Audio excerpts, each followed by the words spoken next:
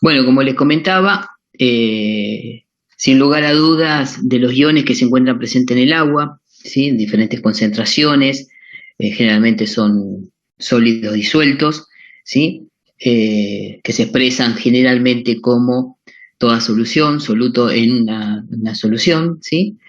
Una concentración determinada. Sin lugar a dudas, los elementos primordiales a tener en cuenta es el calcio y el magnesio. Lo habíamos visto en la clase pasada, lo que ocurría en el proceso de potabilización, donde también teníamos que eliminar la presencia fundamentalmente de calcio, porque en muchos casos el agua, cuando era utilizada para el lavado, la presencia de calcio hacía que, bueno, los jabones de alguna manera actuaran y formaran palmitato de calcio y no palmitato de sodio, que es el que cambia la tensión superficial del agua. Entonces, para prever eso, se hace un tratamiento de suavización o de ablandamiento dentro del tratamiento que se le realiza en una planta potabilizadora. Pero ahora vamos a hacer foco a escala más bien industrial, ¿sí? Sin lugar a duda, estos dos elementos son los esenciales que tengo que eliminar y es debido fundamentalmente que generan incrustaciones, ¿sí? La formación de incrustaciones precipitan y forman incrustaciones cuando las concentraciones son importantes dentro del agua, y esas incrustaciones son las que de alguna manera afectan, ¿no? Como habíamos dicho, la presencia de estos sólidos dentro del agua se determina de alguna manera por un indicador de concentración, partes por millón, ¿sí? Miligramos por litro, son equivalentes. En el caso particular de expresar los grados de dureza, ¿sí? Se pueden utilizar varios tipos de unidades, se utilizan grados franceses, grados alemanes o grados ingleses en función de la sal, ¿sí? Que representa o qué tipo de equivalente utilizo. En el caso de los grados franceses, que son los que más utilizamos nosotros, son el contenido de calcio y magnesio expresado como carbonato de calcio en 100 litros de agua. Los alemanes es expresado como óxido de calcio, ¿sí? En 100 litros de agua, y los ingleses como carbonato de calcio, pero expresado en 70 litros de agua. Bueno, esos son diferentes equivalentes de lo que serían las concentraciones de estos tan particulares elementos, calcio y magnesio, dentro, ¿sí? De la solución, digamos, del agua que tengo. Por supuesto, hay grados equivalentes. Un grado francés equivale a 0,56 grados alemanes, y eso se debe fundamentalmente a diferentes pesos moleculares que tienen las sales que expresan esas concentraciones. Por supuesto, es fundamental tener una tabla de referencia para tener una idea aproximada de cuánto estamos hablando de una aula blanda, dura o muy dura, y esta tablita muy sencillita les expresa de alguna manera que entre 0 y 2 grados franceses, ¿sí? Es un agua muy blanda, de 2 a 4 es un agua blanda, de 4 a 7 es un agua semidura, y así sucesivamente hasta llegar a más de 12 grados franceses, que expresa un agua que tiene una dureza muy importante, y esta dureza de alguna manera la tengo que eliminar, tengo que tratar de bajarla de forma de tal de poder utilizar el agua con fines industriales. Entonces, es fundamental eso, y tener en cuenta cuáles son los efectos de las incrustaciones dentro de un equipo, ¿sí? Acá un ejemplo muy sencillo, en el caso particular de las calderas acuatubulares. Recuerden que la caldera acuatubular está dimensionada de forma tal de que el agua circula, ¿sí? Por dentro de tubos que reciben externamente calor por radiación o por convección de los gases producto de la combustión. Ese, ese calor es transmitido directamente de los gases mediante el caño al agua. El agua es transformada, pasa del estado líquido al vapor, ¿sí? Absorbiendo calor. Lo que hace es que, circulando en un volumen de agua, automáticamente refrigera la cañería, ¿sí? Refrigera estos caños de forma tal de que haya un equilibrio. ¿Qué pasa cuando se rompe el equilibrio? Cuando el agua tiene un alto contenido de sales. Esas sales van a precipitar, ¿sí? De explicar las consecuencias de una cantidad de sales importantes disueltas en el agua que estoy utilizando, es el caso particular de las calderas acuatubulares. Recuerden de las configuraciones de las calderas acuatubulares diferentes de las homotubulares. En las acuatubulares el agua circula internamente por caños, los cuales son de alguna manera alcanzados tanto por calor de radiación o por los gases producto de la combustión, aumentando su temperatura, el caño transfiere al agua, el agua se transforma de líquido a vapor y de alguna manera se produce un efecto dinámico donde el agua, ¿sí?, al arrastrar el calor, refrigera la cañería. Imagínense que se rompe ese equilibrio en donde las incrustaciones se van a formar y se van a ir depositando internamente dentro del caño. Hay diferentes tipos de incrustaciones, ¿sí?, lo que se conocen como incrustaciones blandas o de los carbonatos de calcio y magnesio, las muy duras o referidas a los sulfatos de calcio y magnesio. La cuestión es que lo que va a ocurrir es que este depósito va a ir creciendo, se va a ir disminuyendo el diámetro interno de la cañería, por lo cual va a disminuir, ¿sí?, la capacidad del volumen que va a poder circular internamente. Además, estas incrustaciones tienen características muy particulares, que son las también de tener coeficientes de transferencia diferentes al metal que he colocado como elemento, ¿sí?, para hacer la transmisión. Eso se va a ir evidenciando con el paso del tiempo y ese depósito va a ir disminuyendo el diámetro interno del caño. Imagínense cómo podría ser el avance, ¿sí?, en el caso del caño crudo, a medida que se vayan incrustando, va disminuyendo el diámetro y eso va a hacer que circule menos cantidad de agua. Esta incrustación tiene una característica en particular, es muy frágil, ¿sí?, es dura pero frágil. Por cualquier circunstancia que pueda ocurrir dentro de la planta, ¿sí?, va a tener efectos, dos consecuencias, desde el punto de vista de la seguridad y también desde el punto de vista económico. ¿Sí? Es muy importante, en primera instancia, que abordemos el tema de la seguridad.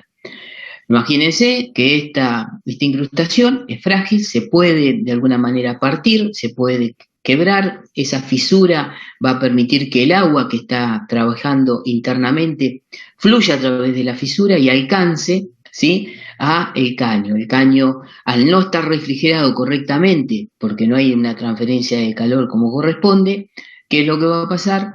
Va a estar debilitado mecánicamente. El agua, al llegar a la superficie del caño, va a aumentar violentamente su volumen, va a pasar del estado líquido al estado gaseoso. Lo que va a hacer es que se produzca de alguna manera ruptura, ¿sí?, de ese material. Por lo tanto, es importante tener en cuenta, ¿sí? Como dijimos, lo expresamos, al no transmitirse, como dijimos, el calor del metal al fluido, se produce un sobrecalentamiento localizado específicamente sobre el material, la cual debilita su resistencia mecánica, como habíamos dicho. Si por alguna circunstancia, como también lo comentamos, se llega a producir esta fractura, porque como dijimos, esta incrustación tiene la particularidad de ser muy dura, pero muy frágil, se puede producir una quebradura, una rajadura que haga que el agua circule rápidamente por ella y alcance esta superficie metálica que va a estar a mayor temperatura, cambia rápidamente el estado y aumenta violentamente su volumen, lo cual da como consecuencia, ¿sí?, la ruptura, ¿sí?, la ruptura del material, la explosión, con las consecuencias que puede traer aparejado. Por lo tanto, debo evitar de alguna manera que se formen estas incrustaciones. Es muy característica la forma que explota porque se produce una rajadura longitudinal, ¿no?, como de este tipo. Fíjense, la explosión genera la rajadura porque el agua, como dijimos,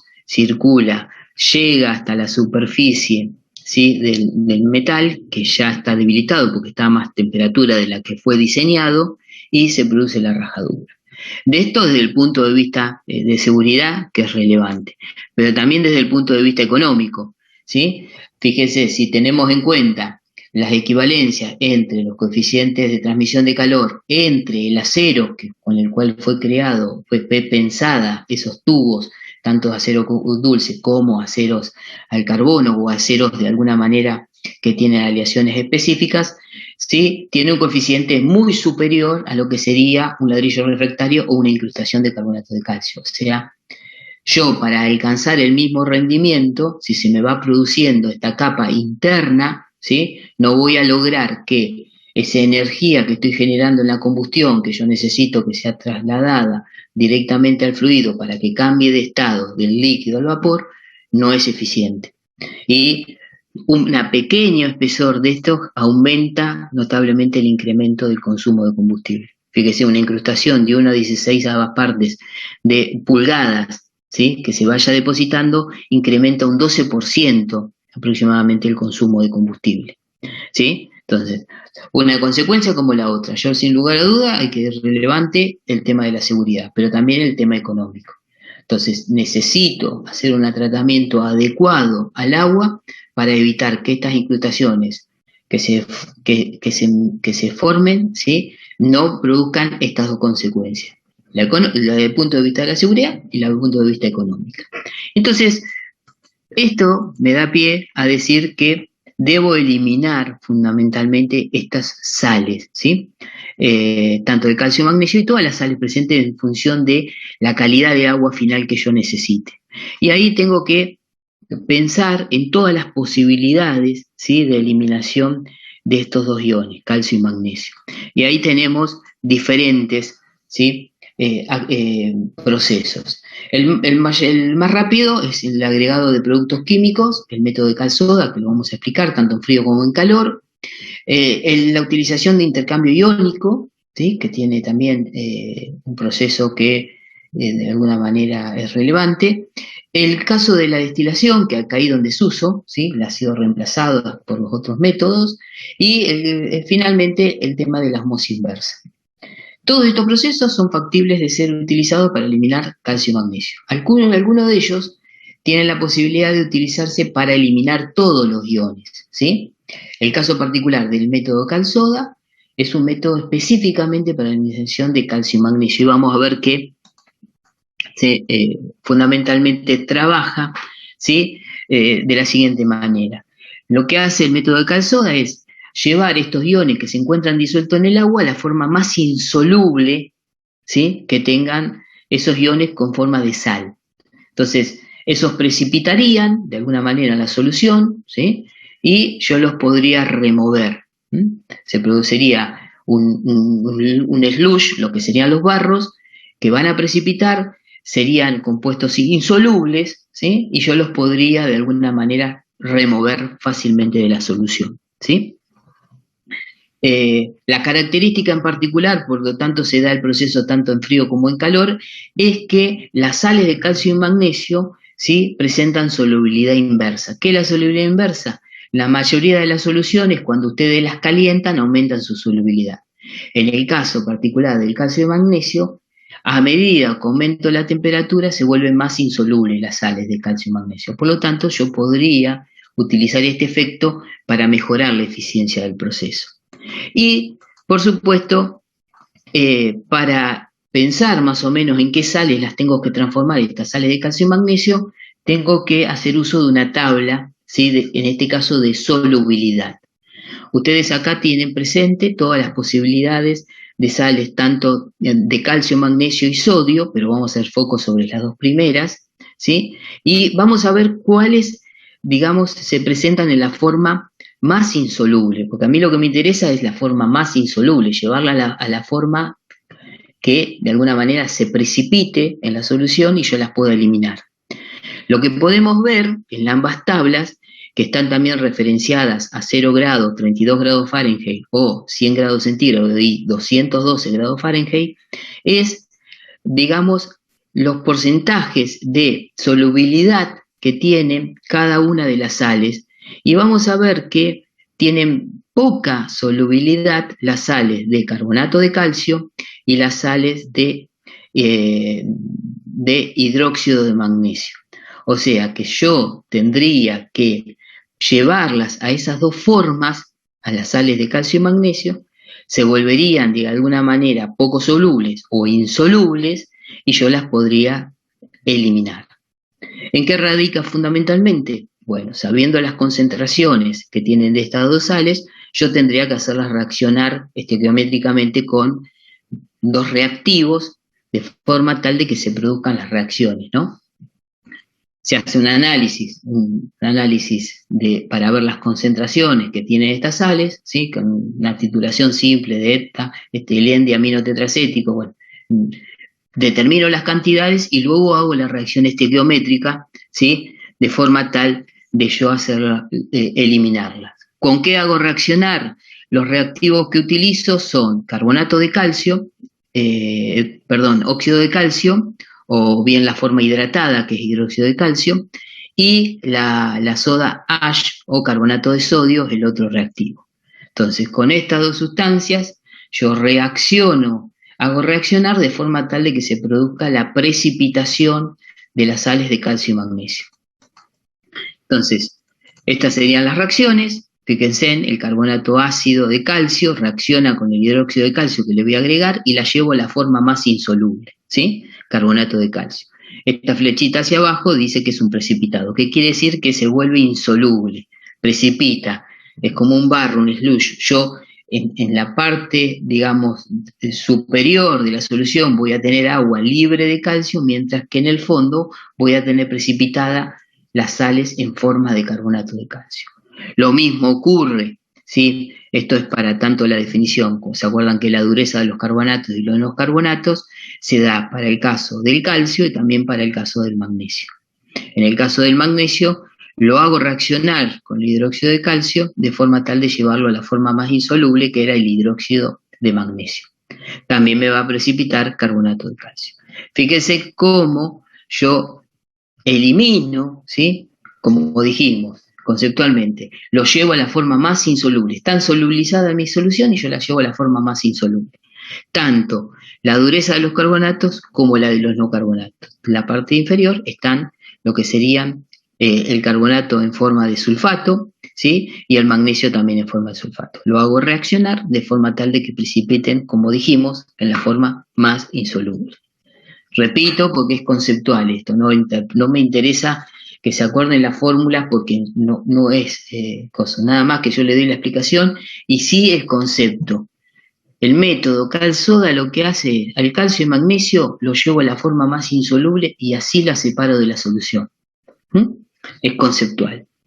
¿Qué es lo que va a ocurrir? Que sí, los costos asociados también es relevante. Fíjense que yo, en este caso, voy a necesitar siempre, ¿sí? Que para que me asegure que la eliminación del magnesio sea la correcta, ¿sí? Dice que tanto en los casos de los carbonatos como en los casos de los no carbonatos, la eliminación de magnesio es más cara y es debido a que se debe agregar más hidróxido de calcio para evitar la formación de carbonato de magnesio que es más soluble, ¿sí? Que el hidróxido de magnesio. Recordemos un poquito para atrás de la tabla, van a ver que yo lo que tengo que asegurarme es que me precipite de forma de hidróxido de magnesio, acá están, fíjese, y no que me pase a carbonato de magnesio. Para evitar que, digamos, tenga un poquito más de solubilidad ese magnesio presente y yo lo elimine totalmente, me tengo que asegurar que lo que se forme es hidróxido de magnesio. Entonces, para eso es que necesito más cantidad. Por eso me tengo que agregar más cantidad de reactivo para asegurarme de esa situación. Y los equipos son varios, los vimos en la clase pasada, que se acuerdan que en la planta de potabilización se hacía un tratamiento para suavizar, para bajar los contenidos de calcio y magnesio por el tema del problemita del lavado, y se hacía directamente en el agregado también del floculante. Yo necesito tener un íntimo contacto entre el agua, los sólidos que se encuentran disueltos y los reactivos. Por lo tanto, hay equipos convencionales, fundamentalmente los que encontramos en la planta potabilizadora, que muy sencillo, el agua ablandada no está en contacto con el slush precipitado, ¿sí? Es muy sencillo, le agrego los cosas y se produce la precipitación. Hay algunos que mejoran la eficiencia y hacen la filtración del agua una vez que es tratada sobre los barros y mejoro la eficiencia, y hay algunos de tipo catalítico en donde yo hago circular el carbonato de calcio, ¿sí? con la solución y tiene mayor eficiencia. En todos los casos busco lo mismo, el íntimo contacto, ¿sí?, con los reactivos, de forma tal de que se produzca la precipitación, ¿sí?, de la forma más insoluble de estas sales. Con respecto a otras propiedades, esto es un caso particular que se da, es nada más que para recordar, me sirve este tipo de tratamiento también para barrer y bajar un poquito el contenido de flúor. ¿Se acuerdan que habíamos visto en la clase pasada que el contenido de flúor se tenía que sostener en una determinada concentración para evitar también el deterioro de las caries, de los dientes? Entonces, en las plantas de tratamiento de agua para uso, para potabilizar, se suele hacer también en este caso el tratamiento de cal soda para también bajar el flúor. ¿Por qué?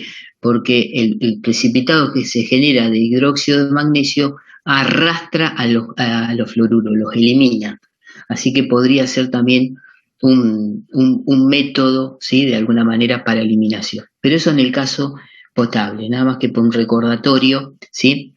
Pero volviendo al caso industrial, lo que habíamos visto que una característica que tiene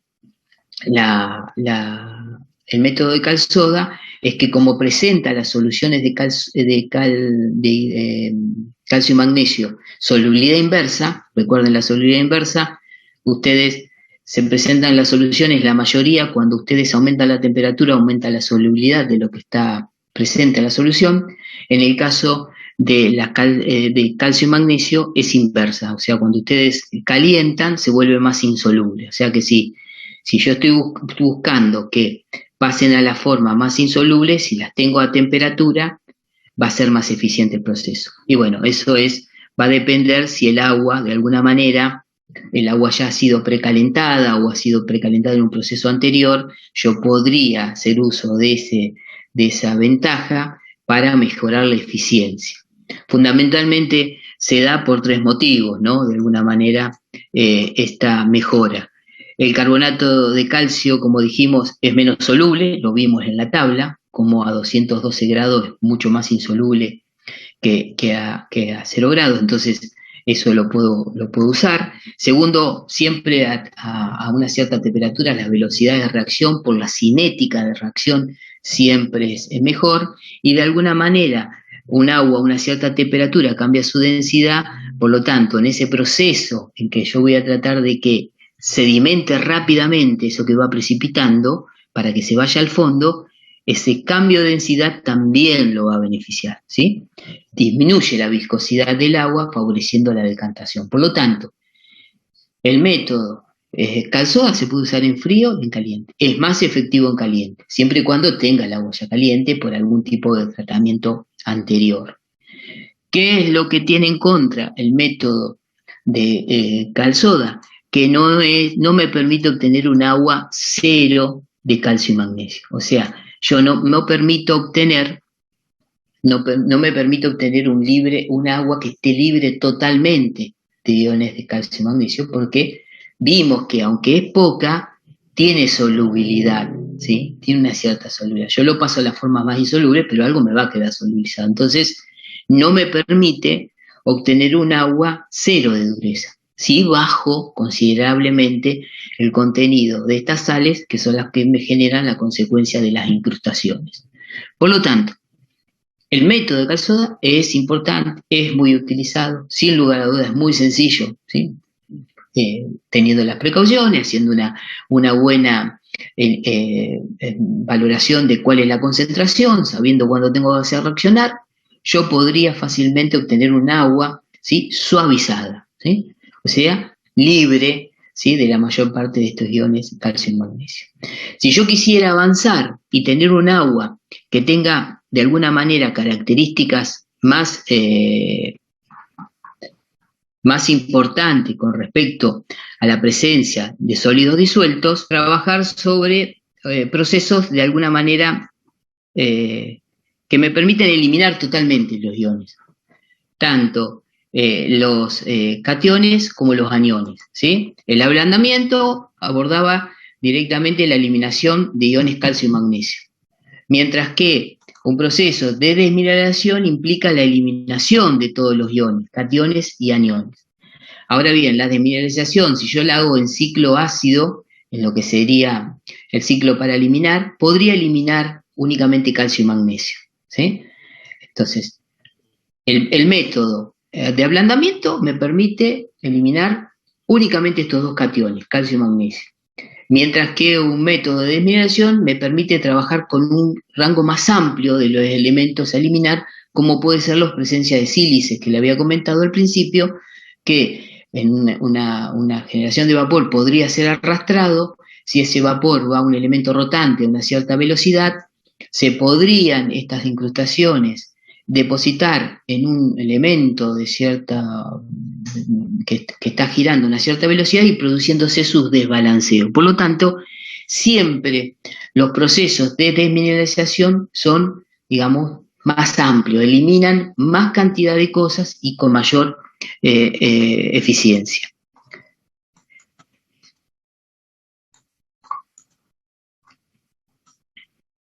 El intercambio iónico es un proceso que utiliza sustancias que tienen la capacidad de intercambiar, ¿sí? Cuando estas sustancias se encuentran en la solución, ¿sí? Se encuentran como sorbatos en la solución, intercambian grupos funcionales de su estructura con los iones que yo quiero eliminar, ¿sí? Es un proceso muy interesante, se conoce desde mucho tiempo, pero de alguna manera fue desplazando al método de destilación para la obtención de agua en la década en el año 1920 aproximadamente, ¿sí?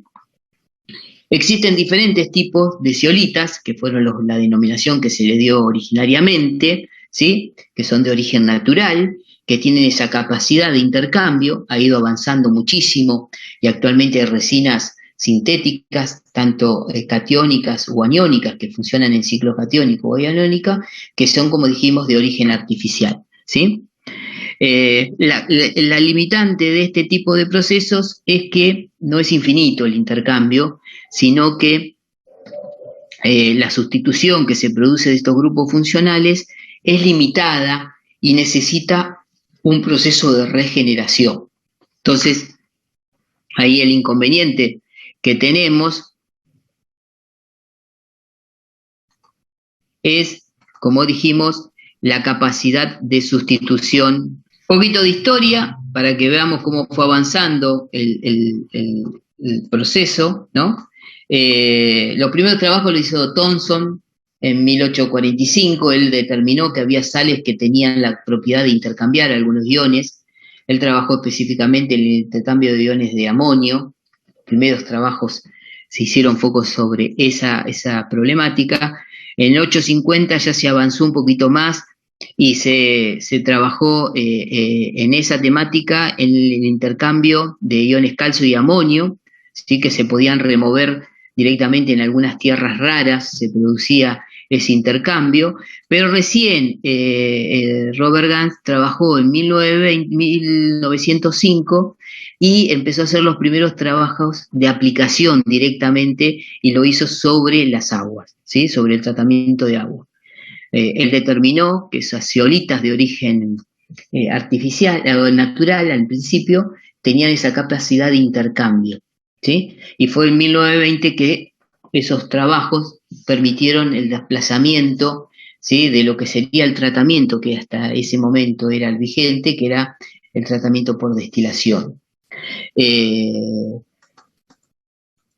Para que tengamos una idea más o menos de lo que sería los fundamentos del proceso, dijimos que el proceso implica la transferencia de uno o más iones de la fase fluida al sólido por desplazamiento de los iones de la misma carga, en lo que tenemos ahí que los grupos funcionales de esta resina, ¿sí? Que tiene una estructura muy particular, permite que un ion de esa estructura sea reemplazado por un ion de la solución.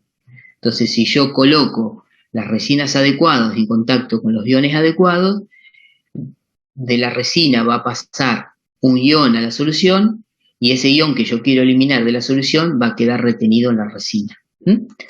Entonces, es una reacción reversible, por lo tanto implica cantidades químicamente equivalentes, podemos saber cómo se da en el caso de las concentraciones, y es fundamentalmente regenerativa. En este caso, un ejemplo sencillo, por ejemplo, yo quiero eliminar el ion sodio, estoy trabajando en la fase ácida, la pongo en contacto con una resina de tipo ácida, fíjense, la resina tiene un grupo, ¿sí? un grupo de hidrógeno adherido, la reacción directamente con el ion sodio queda asociada a la resina al ion sodio y se elimina el ion ácido. En ese caso, lo que me queda retenido, ¿sí? en la resina es el sodio que antes estaba en solución.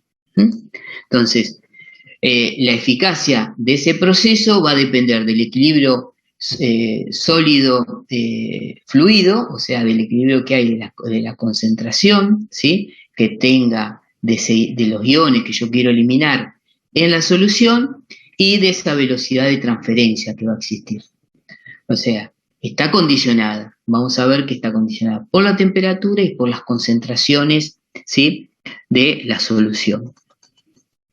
¿Qué características tienen? A simple vista, siempre lo hacía yo de mostrarle para que la palparan, para que la vieran, es simplemente parece arena, óxido de silicio, arena como si fuera la que utilizan, que encuentran en la playa o la que se utiliza en la construcción, de tamaño muy muy reducido, de 0,35 a 0,6 milímetros, en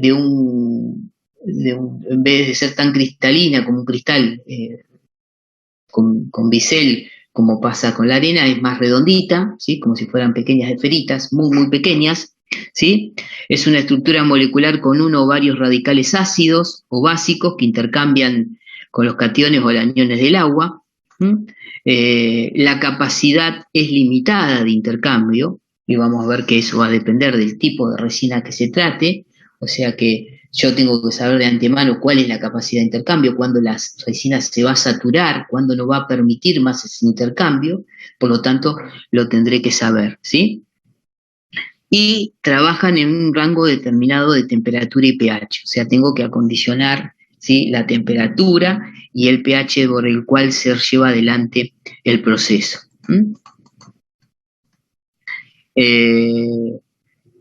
Como habíamos dicho, la capacidad de intercambio de la resina es influenciada por el tamaño molecular, la valencia y la concentración, así que vamos a tener que tener en cuenta estos tres valores para saber qué capacidad tengo de intercambio.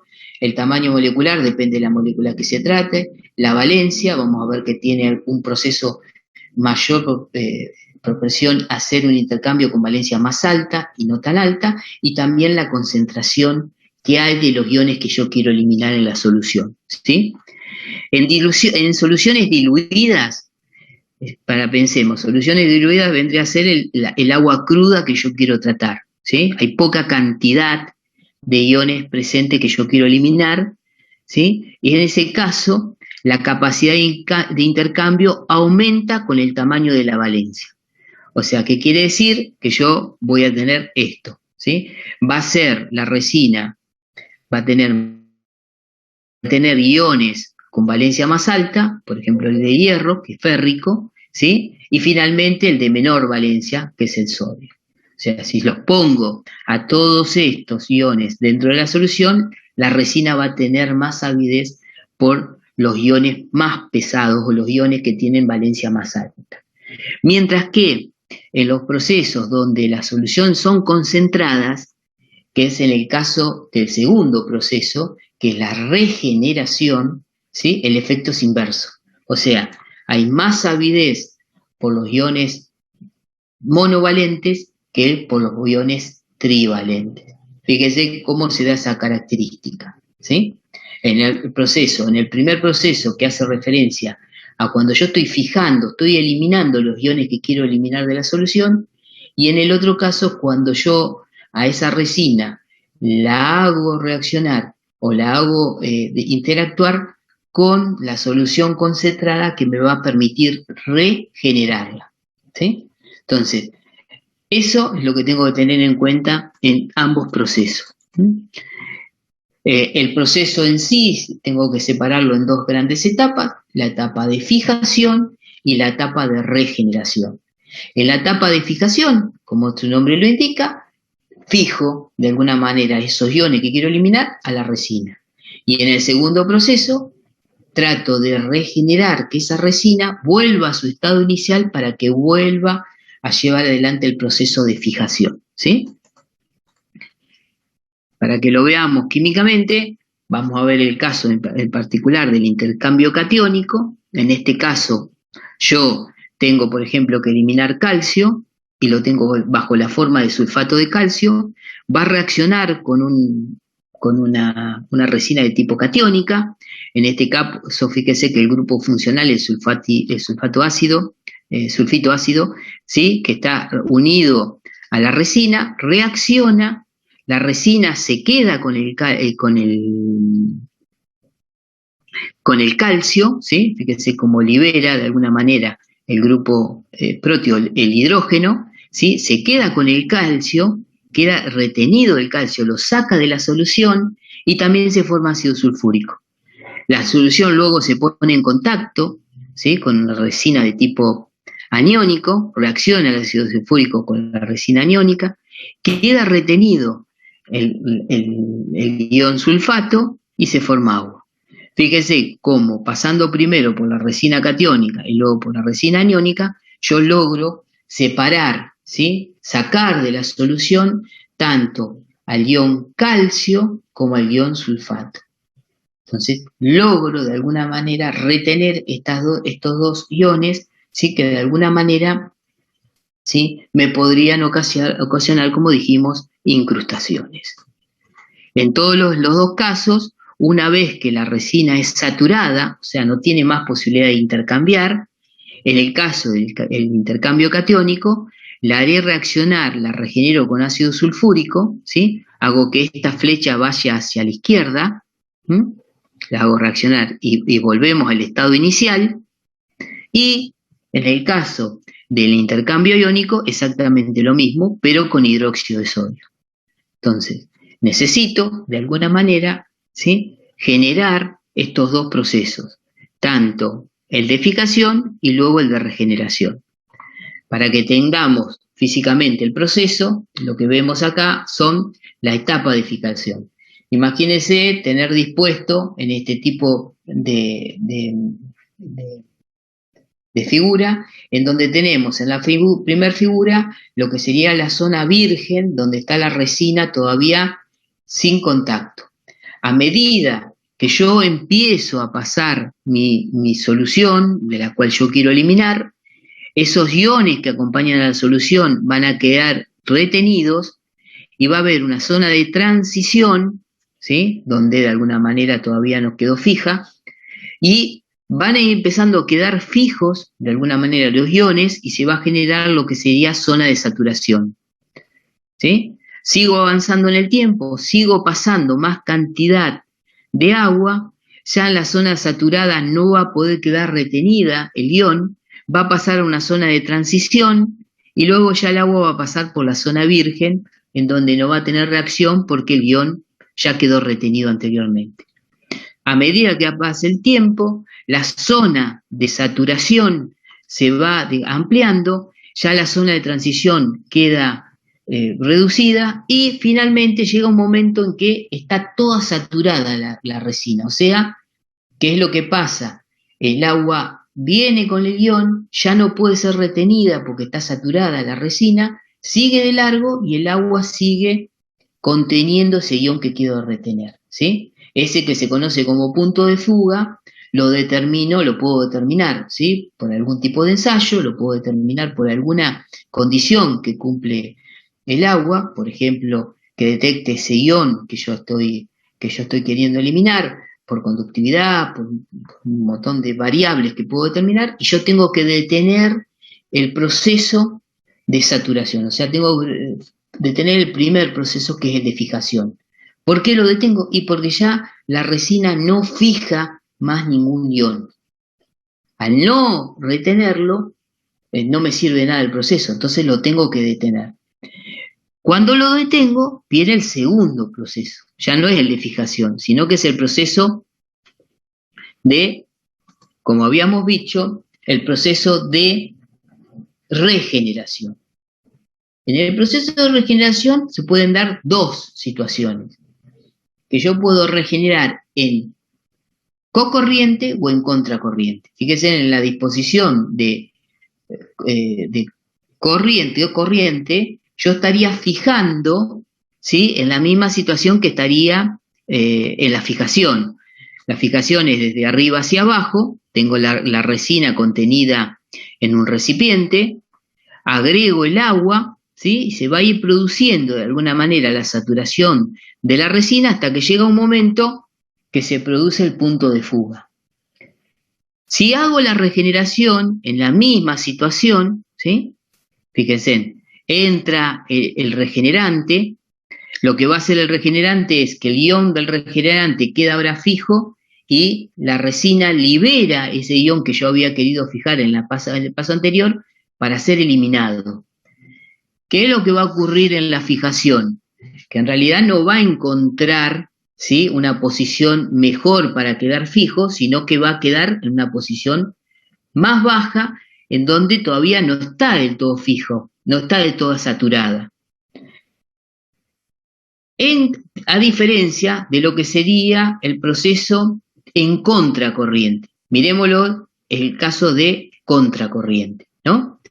¿Qué es lo que va a pasar en contracorriente? Miremos el primer proceso, fijación igual que el anterior. La resina entra, el fluido entra, toma contacto con la resina, quedan retenidos los iones y se va produciendo una mayor saturación en la parte superior y una menor saturación en la parte inferior. Hasta que llega un momento que se libera en el punto de fuga y tengo que detener. Ahora regenero, ¿sí?, en forma contraria, desde abajo hacia arriba. Entonces, agrego el líquido regenerante, que acuerdan que es depende si es catiónico o aniónico, si es ácido sulfúrico. Volviendo al tema, estamos viendo el caso particular de la regeneración. La fijación es en los dos casos la misma, en el mismo sentido. En este caso podríamos pensar cuál es más eficiente. Si la regeneración la hacemos en cocorriente, en la misma dirección que la fijación, o en contracorriente en sentido contrario. Lo que vamos a descubrir es que en realidad es mucho mejor la regeneración, ¿sí?, a contracorriente que a cocorriente, ¿sí? La regeneración superior, consiguiendo un mejor rendimiento con menor cantidad de solución regenerante y una mejor calidad de agua. Estos son algunos datos, ¿sí?, de ambas situaciones. En contracorriente se consume 3,5 libras de ácido sulfúrico por pie cúbico de resina y la calidad de solución que voy a obtener es de 0,2 partes por millón, mientras que si lo hago a cocorriente se consume más cantidad de ácido sulfúrico por pie cúbico de resina y la calidad es de menor, ¿sí? Por lo tanto, siempre es conveniente a cocorriente, pero veamos a ver las situaciones, por qué de ese lado se da. Vamos a ver el cocorriente para entender también lo que pasa en contracorriente. Esta situación, recuerden, el fluido entra, se pone en contacto con la resina, queda retenida las sales, ¿sí?, y se va concentrando. La mayor fijación está en la parte superior y la menor en la parte inferior. ¿Qué es lo que va a ocurrir? Yo vengo con el regenerante en cocorriente, la misma dirección. El regenerante va a expulsar al ion que quedó retenido y va a ir a la parte inferior. Y en la parte inferior va a encontrar capaz que más lugar, o un lugar que todavía no fue saturado del todo, porque la saturación más abajo es de menor, ¿sí?, nivel que la parte superior. Por lo tanto, voy a tener que agregar más cantidad de forma tal de asegurarme que quede totalmente fija. Cosa que no ocurre en la otra. Si yo vengo desde la parte inferior a la superior, a medida que voy avanzando, voy a encontrar, ¿sí?, siempre un mayor grado de saturación. Por lo tanto, el rendimiento siempre es mayor en contracorriente que a cocorriente. Se consume menos regenerante y la calidad del fluido que obtengo es de mejor calidad. Así que bueno, Esa es la situación de las dos etapas, tanto de fijación como de regeneración, tanto de fijación como de regeneración. Esto sería un equipo de tipo industrial de los que podemos encontrar en una pyme, ¿sí? Cuando tienen una pequeña caldera para hacer el tratamiento. Fíjese que tienen los dos ciclos, ciclo ácido y ciclo básico, ¿sí? Y es una regeneración muy sencilla con las resinas y por lo tanto se puede dimensionar, ¿sí?, el tamaño en función de lo que yo quiero eliminar. Hay diferentes tipos de resinas, diferentes tipos de disposición en función de la concentración y el tipo de ion que yo quiero eliminar, por lo tanto tendré que saber de qué parto y a dónde quiero llegar, tengo que saber qué tipo de iones se encuentran presentes, qué sales, si están totalmente solubilizadas o semisolubilizadas, tengo que determinar mediante un ensayo químico y en función de eso hacer un arreglo de las resinas que van a participar de forma tal de ir eliminando estos iones. Por supuesto, tengo que tener en cuenta también que se pueden producir dentro del proceso desprendimiento de gases, por lo tanto voy a tener que tener algún tipo de equipo desgasificador. Siempre la resina, cuando se produce el intercambio, genera un burbujeo, genera una eliminación, y bueno, eso es lo que habían descubierto los griegos cuando se les dio el nombre de zeolita, ¿no? Zeolita es en realidad una nomenclatura que viene de la antigüedad y quiere decir piedra que hierve, porque lo que habían identificado, ¿sí?, era que se ve el desprendimiento de gases cuando se produce el proceso y hacen referencia a eso. Esos gases son los que voy a tener que tener en cuenta en el momento que hago, ¿sí?, la que sería la disposición final de los intercambios que voy a realizar para eliminar las sales disueltas. Otra posibilidad es trabajar con lechos mixtos, ¿sí? Está la posibilidad siempre de trabajar con las resinas, tanto catiónicas y aniónicas, juntas, ¿sí?, de forma tal de que el proceso sea en un solo equipo, que no tenga dos equipos. En ese caso, lo único que tengo que tener en cuenta es que al momento de llevar adelante la regeneración, voy a tener que separar las resinas. Entonces, como tiene la particularidad generalmente que la catiónica es de mayor peso, ¿sí?, yo podría utilizar un lecho mixto, luego mediante un mecanismo de insuflado de aire y agua, producir la separación de las resinas, generar dos superficies bien definidas, dos áreas bien definidas, y ahí sí producir la regeneración. Una vez que la regeneración está realizada, volver a mezclar las resinas para seguir el proceso, ¿sí? Eso se debe a que, como dijimos, las resinas tienen, a simple vista parecía que son iguales, pero tienen diferentes, un colorcito un poquito de diferencia, y el peso sí es evidente, son más pesadas las catiónicas, así que las podría yo separar mediante ese mecanismo. Ese mecanismo es el que da el origen a una patente, ¿sí?, muy particular, que es el método Asahi, ¿sí? El método Asahi es una característica muy particular que tiene estos procesos, que hace referencia a tratar de que el proceso que es discontinuo, hacerlo continuo, ¿sí? Entonces, ¿cómo se logra eso?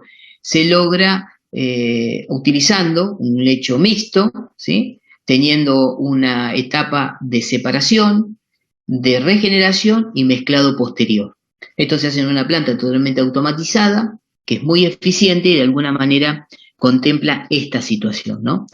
Imagínense que tenemos un tiempo improductivo donde no estamos pudiendo utilizar la resina. Entonces, para evitar eso, yo podría hacer uso de este tipo de tecnología que lo que hace es utilizar lechos mixtos, es de regeneración continua, en contracorriente y flexible a los cambios de composición de agua, también muy importante. Y tenemos como contrapartida, que es una planta muy automatizada, ¿sí? Necesitamos utilizar una resina de mayor calidad, porque la resina va a circular por la planta y esa astricción, o sea, ese roce que va a tener, le puede perder la eficiencia, por lo tanto voy a utilizar una de mayor calidad y también los diferentes pH que voy a trabajar en la regeneración, o sea que voy a tener que tener estos recaudos, ¿sí? En este caso de tal tipo de plantas, pero de alguna manera es muy efectiva. La planta tiene 3 áreas bien definidas, como dijimos, la etapa de fijación o la columna de fijación, la columna de división o separación y las columnas de regeneración, ¿sí? Así que tenemos la fijación, la división y la regeneración de cada una de las resinas. La planta tiene una configuración de este tipo, donde vemos a la izquierda la columna de fijación, ¿sí? Donde está el lecho mixto, ¿sí? Donde tenemos dos, de alguna manera, elementos que van a ir agregando en la resina a medida que se produzca la regeneración en la parte superior, ¿sí? Y tenemos a la derecha, en el medio, lo que sería la columna de división, que actúa, como vimos recién, mediante el insuflado de aire y cierta presión de agua desde la parte inferior, de forma tal de separarlas por densidad a las resinas, y en la parte superior, que serían las aniónicas, van a la curva de regeneración, ¿sí? De tipo soda, y las catiónicas en la columna de regeneración de tipo ácida. Entonces, tenemos la columna de fijación, donde propiamente se hace el proceso de eliminación. La etapa del medio, donde yo trato de tomar una porción de esa columna de fijación, que es un lecho mezclado, llevarlo a la columna de división, separarlas, ¿sí? Y mandarla a cada una de ellas a una columna de regeneración. Cuando se termina el proceso de regeneración, automáticamente van nuevamente, ¿sí? A lo que sería la columna de fijación. Es totalmente automatizada, se da depende del tipo de planta y el tamaño, pero cada 8 minutos aproximadamente se detiene la fijación, se toma una porción, como dijimos, de esta resina, que está en el lecho mixto, ¿sí? Que están constituidas por catiónicas y aniónicas, se la lleva a la columna de división, la columna de división, vuelvo a repetir, se divide en la columna ácida y en la columna básica. Una vez que son regeneradas, se vuelve nuevamente al ciclo de forma tal de no interrumpirlo. Es un proceso, como dijimos, continuo. El funcionamiento es controlado por circuitos y válvulas totalmente automatizadas, por lo que se requiere un alto nivel de supervisión y mantenimiento. Se trabaja en una misma instalación con productos de pH muy disímiles, de ácido sulfúrico y hidróxido de sodio, que son los elementos que voy a utilizar para hacer la regeneración. Por lo tanto, tiene estas características. Es una situación que tengo que prever, que tengo que tener en cuenta, pero de alguna manera este tipo de planta, este tipo de tecnología permiten que un proceso que tiene el inconveniente de no ser continuo, de tener un tiempo muerto, un tiempo donde yo necesito regenerar las resinas para volverlas a utilizar, lo puedo volver de alguna manera continuo, con este artilugio, ¿no? Esa es la idea de cosas. Bueno, hacemos un descansito y después les explico algo. En una pregunta sobre una consulta con respecto a por qué no se trabaja directamente con la desmineralización, porque bueno, tiene un costo diferente y capaz que no es necesario. Siempre dependiendo cuál es el fin que va a tener el agua, es el tipo de tratamiento que le voy a realizar. Siempre voy a tratar de minimizar a nosotros los costos no asociados. Entonces, voy a buscar el tratamiento óptimo. En algunos casos, una caldera de no tanta presión, podría yo con una simple ablandamiento, con una simple eliminación de calcio y magnesio, podría trabajar tranquilamente. Ahora, cuando los requerimientos aumentan, ya los tratamientos son mayores. Siempre me cuento que, por ejemplo, cuando fuimos unas prácticas en Constituyentes sobre un reactor de investigación, el R1, un reactor nuclear, que es el que se utiliza para radioisótopos.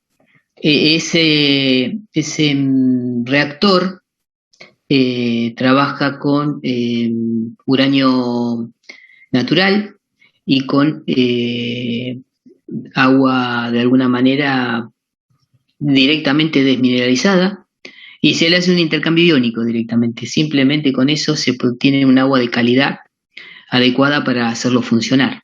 Tiene una plantita muy chiquitita al lado y lo pueden alimentar. Depende, ¿sí? Capaz que un tratamiento de homosinopesa tiene un costo mayor, entonces lo que es conveniente de alguna manera es ese tipo de tratamiento. Como dijimos, el ablandamiento solamente elimino calcio y magnesio, no necesito eliminar otro, entonces tiene un costo. Ya trabajar sobre la eliminación de todos los iones tiene un costo asociado más importante. Entonces, en función de eso, es de dónde partimos, del agua que partimos y a dónde queremos llegar, es el tipo de tratamiento que le voy a realizar. Ahora, la duda que tenemos es, para tratar de dimensionar más o menos qué tengo en cuenta para hacer un dimensionamiento de una planta de intercambio iónico, imagínense cuáles serían las preguntas que debería yo hacerme, ¿sí?, para elegir correctamente las resinas, ¿sí?, que voy a adquirir. Lo primero que me voy a tener que preguntar es qué iones quiero eliminar, o sea, si va a ser únicamente cationes en el ciclo ácido, solamente elimino cationes, o si elimino cationes y aniones, y después también en qué cantidad, ¿sí? ¿Cuál es la temperatura de trabajo? También es relevante porque es un limitante, habíamos dicho, del funcionamiento correcto del intercambio, tanto el pH como la temperatura son condicionantes y sería un dato importante al fabricante, ¿sí?, cuando yo adquiera la resina. ¿Cuál es el pH también? Y como habíamos dicho, datos que son relevantes yo saber, ¿sí?, el momento que voy a utilizar para darle como dato al fabricante, para que el fabricante de alguna manera me dé la resina adecuada. Y desde el otro lado, digamos, el fabricante me va a decir temas relevantes. En primera instancia, lo que me va a decir es la capacidad que va a tener de alguna manera la resina, o sea, qué capacidad de intercambio tiene, o sea, cuánto va a ser capaz de retener, ¿sí? Porque no todas retienen lo mismo, inclusive pueden retener diferente entre la catiónica y la aniónica. Y lo segundo es el tiempo de regeneración, cuánto el tiempo va a estar de alguna manera detenido el proceso de regeneración, ¿sí? Porque eso va a limitar de alguna manera la utilización del proceso. Entonces, yo tengo que ver, ¿sí?, con qué voy a regenerar y cuánto va a ser el tiempo de regeneración. Con estos parámetros podríamos llevar adelante un pequeño ensayo, un pequeño cálculo, ¿sí?, para dimensionar equipos de este tipo, siempre teniendo en cuenta, ¿se acuerdan que lo habíamos visto en el caso de los filtros que utilizábamos en la planta potabilizadora para que de alguna manera haya un funcionamiento correcto, no superar, no ser demasiado bajo el lecho, ni demasiado alto, porque bajo pierde efectividad y muy alto hay una caída de presión muy evidenciada, entonces tengo que encontrar un óptimo de alguna manera en ese tamaño. Para el caso de tanques verticales o de suavización es el adecuado entre 30 y 72 pulgadas, ¿sí?, más o menos es la altura que tendría que tener el lecho. En función de eso, calcularíamos, por ejemplo, se desea desmineralizar un agua con un contenido de aniones y cationes de 70 gramos por metros cúbicos, sería 700 miligramos por litro, que son equivalentes, ¿sí? Se desea instalar un solo equipo por resina y el caudal es de 80 metros cúbicos hora, ¿sí? En función de estos parámetros, decido adquirir resinas de intercambio. En este caso, la resina catiónica tiene una capacidad de intercambio de 12 kilogramos por pie cúbico y de la aniónica de 10 kilogramos por pie cúbico, lo que le comentaba hace un rato. Las capacidades de intercambio son diferentes entre las resinas. Esta tiene más capacidad la catiónica que la aniónica, lo que ya a primera fácil me está diciendo que voy a necesitar menos cantidad de resina catiónica que aniónica. Y, por supuesto, que también el tiempo de regeneración. En este caso, el fabricante nos dice que estas resinas tienen un tiempo de regeneración de 4 horas, circulando el regenerante, ¿sí?, y vamos a tomar 5 horas por seguridad.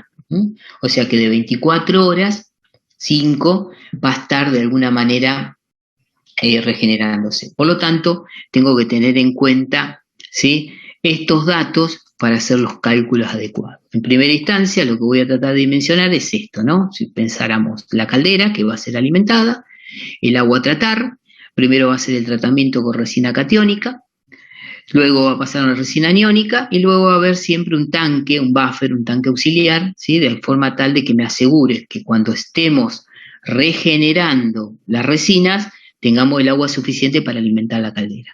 Entonces, tenemos que prever esta situación. En el caso particular del tratamiento catiónico, hacemos la regeneración con ácido sulfúrico, ¿sí? En contracorriente, porque es más efectivo, como lo vimos recién. La resina aniónica será con hidróxido de sodio, también en contracorriente. Entonces, ¿qué tenemos que tener en cuenta? Primero, la cantidad de aniones a remover. En este caso, el caudal de agua a tratar, si pensamos en un ciclo de 24 horas, serían los 80 metros cúbicos hora que va a alimentarse la planta, lo que determina que voy a tener que hacer un tratamiento de 1920 metros cúbicos días. Si eso le sumo que cada metro cúbico tiene 700 gramos, o se acuerdan que era lo equivalente, 700 miligramos por litro, ¿sí? Vamos a hacer que tenemos que remover por día 1.344 kilogramos, ¿sí? Tanto de aniones como de cationes. Esas sales que están disueltas las voy a remover de forma tal, como dijimos, de eliminarlas, ¿sí? Y evitar que se produzcan incrustaciones en el equipo, en este caso caldera, que vamos a utilizar. Entonces, tengo que remover esta cantidad de sales, ¿sí? Por lo tanto, tendré que saber qué cantidad, ¿sí? de esa resina catiónica y anónica tengo que contener en mis recipientes. En el lecho ácido, o sea, la catiónica, son los 1.344 kilogramos que tendrá que remover por la capacidad que tiene la resina catiónica, que estos son 12,3 kilogramos por metro cúbico, me darían 112 pies cúbicos, ¿sí? De resina catiónica. El ciclo,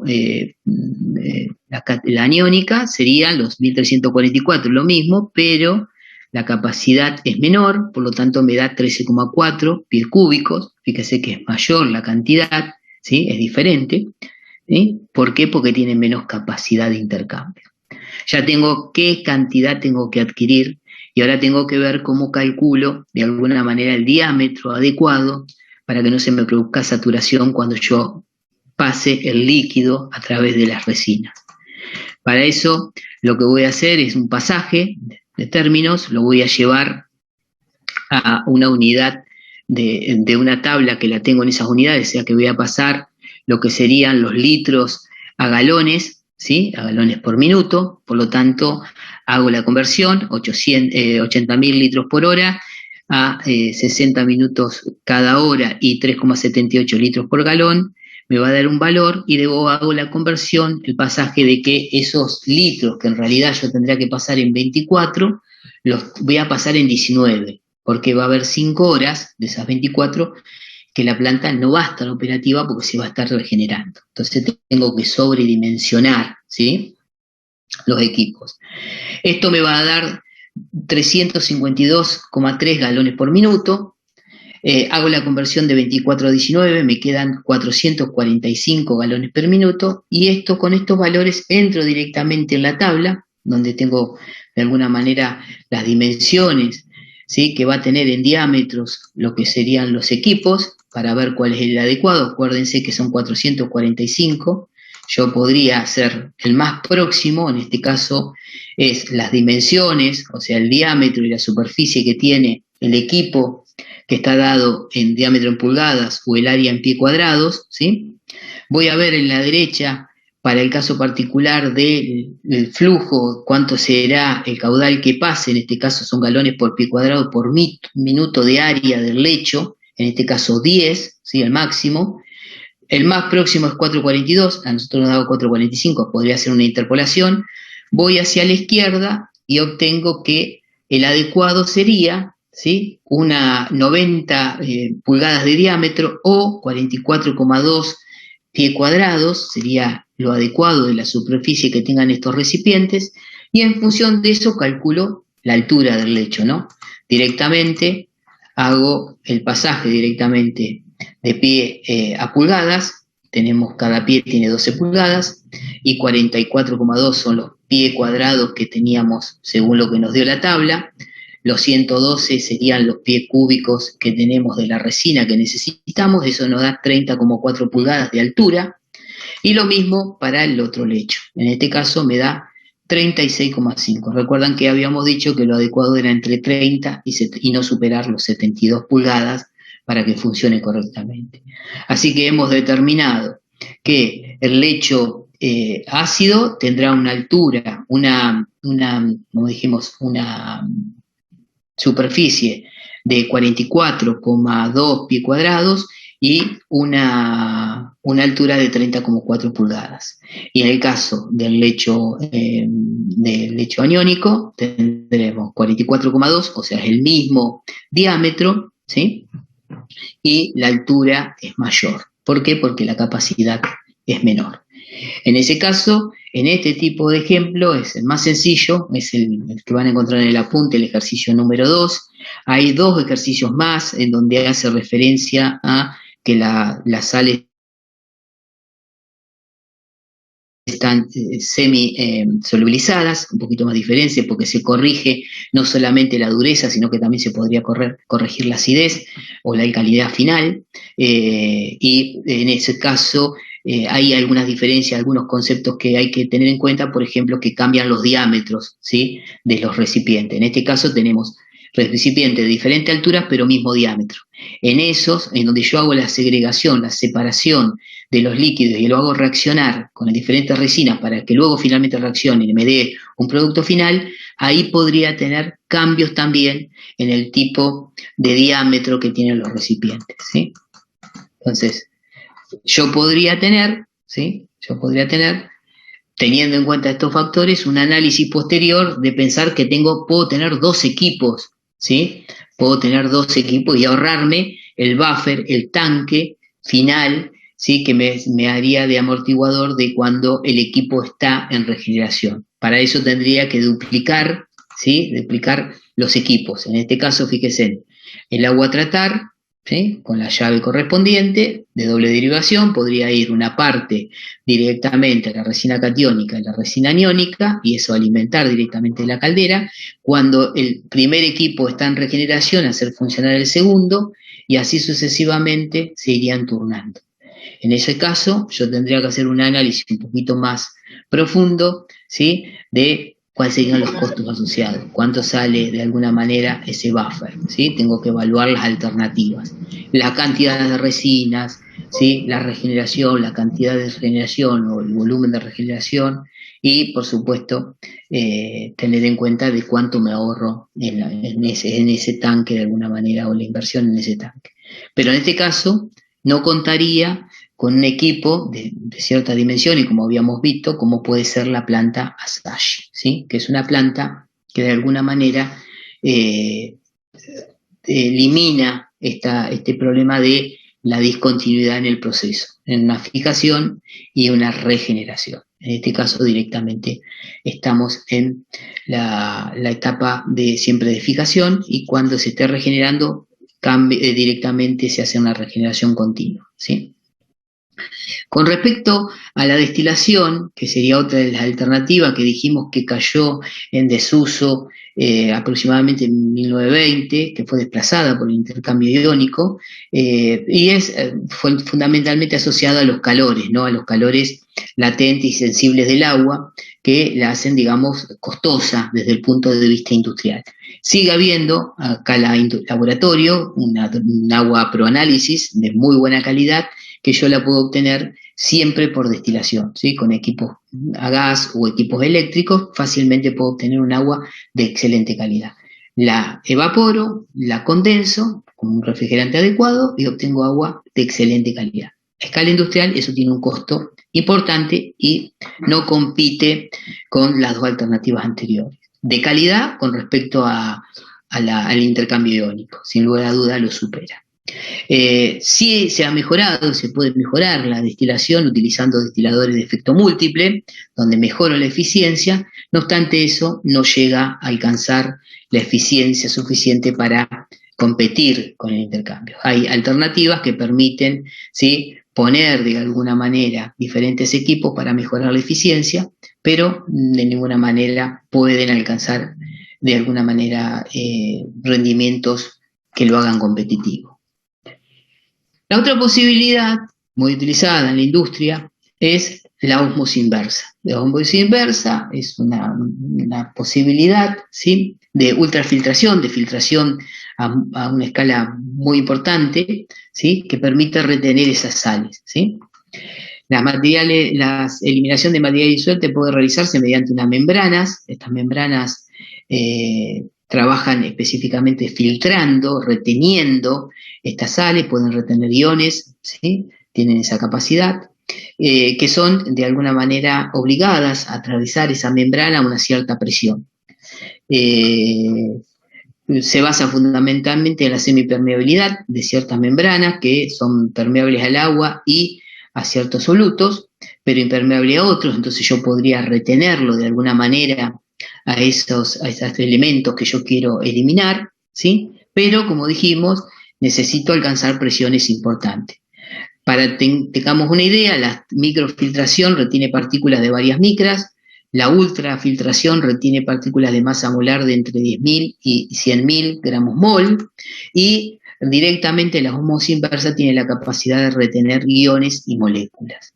Por lo tanto, tiene de alguna manera mucho uso a escala industrial, se obtiene agua de excelente calidad, ¿sí?, con algunas, de alguna manera, elementos a tener en cuenta, ¿no?, en el proceso. Todo parte de lo que es el concepto de presión osmótica, que la presión osmótica es de alguna manera la presión que tiene una solución cuando tiene un contenido de sales disueltas. En lo que va a pasar en el primer punto, más a la izquierda, si vemos dos recipientes que están unidos, ¿sí?, y atravesados por una membrana semipermeable, cuando se ponen en contacto, del lado derecho tenemos una solución concentrada, ¿sí?, con sales disueltas, mientras que a la izquierda tenemos agua pura. Vamos a ver que con el paso del tiempo, para equilibrar esas diferencias de concentraciones, va a pasar por la membrana lo que sería el sólido, el líquido puro, de forma tal de bajar la concentración, y lo que va a generar es un aumento de presión, ¿sí? Ese aumento de presión es la presión osmótica propia de la solución. Si yo quisiera de alguna manera compensar, podría hacer un proceso de ósmosis inversa, que sería generar una contraprestación, una presión, de forma tal de volver el ciclo al estado de equilibrio. En ese proceso yo retendría los sólidos que están disueltos en esa solución concentrada, quedarían retenidos en la membrana y rechazados, y obtendría del lado izquierdo agua de excelente calidad.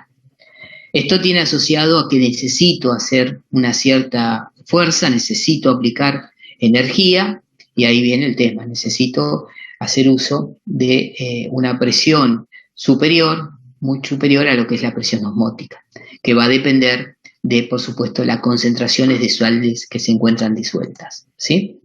Este es el arreglo fundamental. Pensemos en una bomba de una potencia importante que impulsa un líquido que tiene sólidos disueltos que yo quiero eliminar, atraviesa de alguna manera una membrana semipermeable, voy a obtener el elemento permeado, que en este caso, en el caso del agua, sería agua libre de las sales, y como concentrado o permeado serían las sales concentradas de las que quiero eliminar. O sea, sería el arreglo claro de que tendría de alguna manera este tipo de plantas de ósmosis inversa. Esto es un arreglo muy sencillito, una planta muy pequeña, donde vemos cómo se van haciendo circular el agua, ¿sí?, por cada una de las membranas, de forma tal de obtener agua de cierta calidad. Vamos a obtener diferentes tipos de arreglos, diferentes en función del tipo de membrana. Generalmente las membranas se suelen acomodar en módulos, por ejemplo, en forma de espiral, ¿sí? El caudal que pasa por la membrana es directamente proporcional a la presión neta entre la presión aplicada y la presión osmótica, y eso va a depender de la concentración de las sales presentes y de la presión osmótica de la solución que voy a tratar. Y puede haber diferentes tipos. Generalmente las más utilizadas son de acetato de celulosa, las membranas, con altos caudales y generalmente de forma tubular, y la poliamida, que son algunos casos especiales de tipo aromática, que tienen alguna resistencia más química, ¿sí? Si el elemento que voy a tratar no es agua, sino otro producto, y trabaja con fibras huecas. En ese caso, es diferente las características que tienen ese tipo de membranas, ¿sí? Va a depender de para qué la use, porque no se utiliza únicamente para el tratamiento de agua, ¿sí? Un arreglo común de tipo espiral, como le dijimos, las más comunes, es este tipo. Vamos a ver que internamente tiene de diferentes tipos de elementos membranas que van a ir reteniendo. En este caso, entra el agua a una cierta presión, atraviesa el manto filtrante, llega hasta la parte central y obtengo lo que sería el agua con un cierto grado de pureza, mientras que por el otro lado tengo el rechazo, o sea, todas esas sales, ¿sí?, que se encuentran disueltas y quiero eliminar. ¿Qué características voy a tener que tener en cuenta por el desgaste? Fundamentalmente que tenga un ion que me pueda precipitar. ¿Qué quiere decir? Que por las características de ese ion me precipita. Si me precipita dentro de la membrana se me va a saturar y no va a producir ese efecto. Entonces tendré que tener ese cuidado y además hacer la limpieza adecuada de la membrana, ¿no? Puede haber diferentes tipos de arreglo. Las puedo arreglar las membranas en forma de paralela o en serie para mejorar la eficiencia, ¿sí?, o aumentar la capacidad de filtración. De alguna manera puede existir diferentes tipos de configuraciones, ¿sí?, de las membranas de forma tal de obtener el requerimiento adecuado del agua requerida, ¿no? En este caso, por ejemplo, un ejemplo de los caudales en una planta de 3 etapas, en donde vemos que un agua de alimentación, que son 100 litros por minuto aproximadamente en la primera etapa, lo que sería el primer rechazo va directamente, el segundo me permite alimentar una segunda etapa y en la tercera etapa donde sale un concentrado, ¿sí?, en este caso de lo que sería el rechazo, y el permeado con una eficiencia de 87,5 litros por minuto. Es un rendimiento importante. El problema de esto es la bomba, de alguna manera. Para poder hacer que el agua atraviese todas las 3 etapas, necesito utilizar energías importantes, ¿sí? Es utilizada este tipo de procesos no solamente para el agua, sino también puede ser utilizada en concentración de jugos.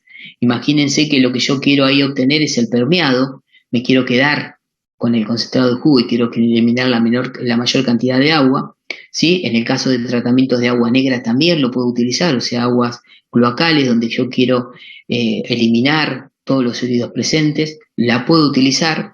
Y por supuesto hay otros usos como puede ser la recuperación de metales en baños galvanizados, donde hay algunos iones que yo no los puedo hacer directamente una eliminación en un cuerpo receptor, sino hacerle un tratamiento previo. Entonces, una posibilidad podría ser mediante estas plantas de tratamiento de ósmosis inversa. O sea, no es únicamente utilizada, ¿sí?, con el fin de obtener agua, sino que podría ser utilizada a escala de potabilización, en muchos casos donde no hay agua de alguna manera de buena calidad y se necesita hacer uso de agua de mar, se suele utilizar en las Islas Canarias y en otros lugares se utilizan plantas de osmosis para hacer el tratamiento de agua de mar, llevarla a agua potable.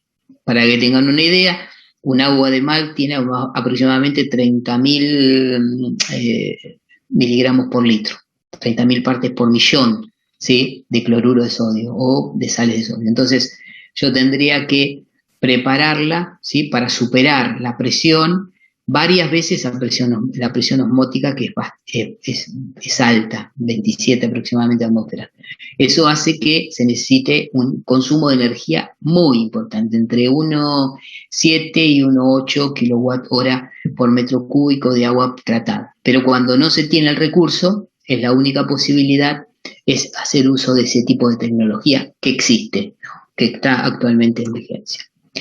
Otra de las características, si comparamos los métodos tradicionales que vimos de tratamiento de agua, como habíamos visto, de tratamiento de eliminación de material en suspensión y después tratamiento mediante cal soda o cualquier otro de los métodos, si comparamos con respecto a la superficie ocupada, también es una ventaja, ¿sí? Tiene un arreglo este tipo de plantas que compite ¿sí? Con la superficie ocupada que ocupan las otras plantas. Fíjese, en la parte superior tenemos una planta convencional, fíjese la superficie que ocupa y tiene una capacidad de entre 1000 metros cúbicos hora, que sumada a la de la parte de abajo, que son 750 metros cúbicos hora, es una superficie considerable. En el intermedio, de color más azul, ¿sí? Tenemos una planta de osmosis inversa. Esta planta de osmosis inversa con esta superficie tiene una capacidad de procesamiento de 1250 metros cúbicos hora. Por lo tanto, es una cosa a tener en cuenta, ¿sí? Realmente no se necesitan piletas, no se necesitan otras cosas. Yo podría de alguna manera, ¿sí? Ahorrar espacio, ¿sí? Con este tipo de plantas, ¿sí? Esta es una foto de una planta de este tipo, ¿sí? De osmosis inversa, hay varias, y esta es interesante porque fíjense en los arreglos de las membranas hacia arriba y también en primer plano el motor, ¿sí? Que de alguna manera tiene la potencia necesaria para impulsar que todo el agua llegue a cada uno de los arreglos de las membranas.